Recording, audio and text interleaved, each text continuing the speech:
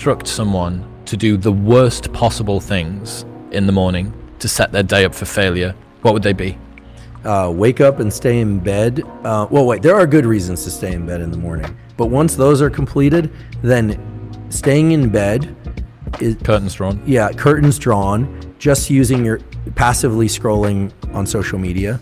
Like there are neurobiological data showing that when you are upright, you actually are stimulating this area of the brain called locus ceruleus, whereas when you recline, you actually are less alert. Literally, the position of your body dictates some of your levels of alertness. So that's why you suggest people to not sit like this at their work desk, right? Yes, and if you're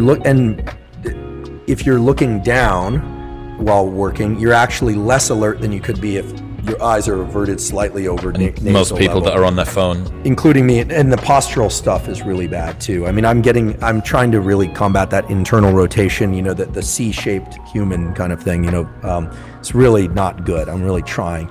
In fact, this is so common now, this C-shaped human thing, that it almost feels strange to be upright, you know, like people think, yeah, exactly, the open, yeah. the sort of external rotation is good for us. We know this, but in bed. I would say in bed, so people are on their phone, they're in bed, they're not getting enough light, or they just artificial light, or they're trying to get the sunlight through the window. Terrible. They are then going and sitting and getting into like hip flexor contraction. They're drinking coffee too early in the day. They aren't getting into any kind of movement, but it's mostly about the sort of randomization of activities. You're sort of making a cup of coffee while texting, not getting sunlight, you know, then they're scattering that in with like a little bit of work, but then something hits that's stressful and they're diverting their attention. They're sort of building in this attention deficit-like disorder through behavior. So they're not single tasking, they're not monotasking, and they're not being deliberate or intentional with the things that they're doing. They're just allowing the morning to kind of come and take them wherever the wind blows. That's right.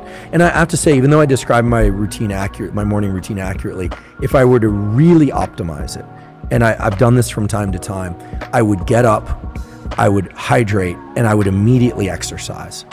I would use that early, peaking of the cortisol response that comes with waking to get the body into action, sort of Jocko Willink style, right? 4:30. I always see his posts, but I see them at 7 a.m.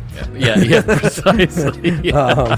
So Jocko was up before me again today. Yeah. He seems to always beat me by a few minutes, unless I wake up in the middle of the night for a moment. But to really get into action, because that's going to generate its own dopamine and adrenaline response. Anytime I've worked out really early, like if I have a flight and then moved into the other components of my day, I find that I feel better all day long. I also will say if I work out really early, maybe between 7 and 8 a.m., well, then my first meal might land at 9 a.m. Yeah. So, you need to be flexible with some of these things, but the general principles apply. I noticed that you haven't put cold exposure into your morning routine. I'm going to guess you must have a cold tub of some kind. Yeah, I have a cold tub and a sauna. I've been less good about that lately. The best time to do that for me is on my cardio days. I do it after the run. Because you don't want to do it post-hypertrophy, because you're going to blunt some of the responses that are actually you're trying to get by the workout itself. That's okay. Right. And I have one rest day per week where I don't do any cardio or weight training. I really like having a complete rest day, but on that complete rest day, if I can, I'll do 20 minutes of sauna and then cold for 3 minutes, 20 minutes of sauna and then cold. I'll make the rest day reparative. Yep. And generally we make that social where we're talking about things. And we're very social in our working out. Like we talk, my partner and I talk while we work out. When it's time to do a set, I become a little bit of like the drill sergeant. Like, let's do your set. But then occasionally I'm the guy doing a set and I'm like, all right, so this afternoon we're going to, but I try and really focus. And I enjoy training by myself too, but generally we train together. And then typically if we're doing ice bath or sauna, we try and coordinate those things.